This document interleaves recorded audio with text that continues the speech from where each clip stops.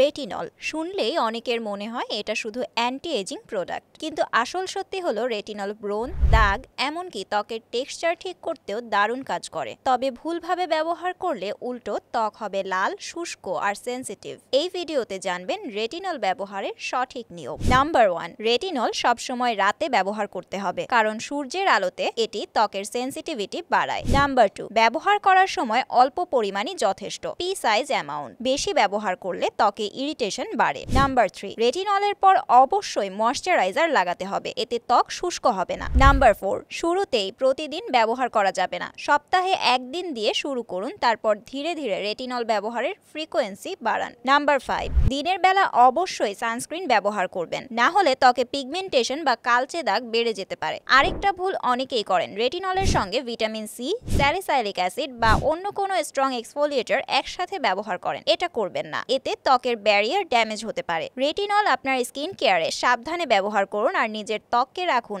আরও তারুণ্যময় আর উজ্জ্বল। আরও skin care tips পেতে সাবস্ক্রাইব করুন সাজগোজের ইউটিউব চ্যানেল।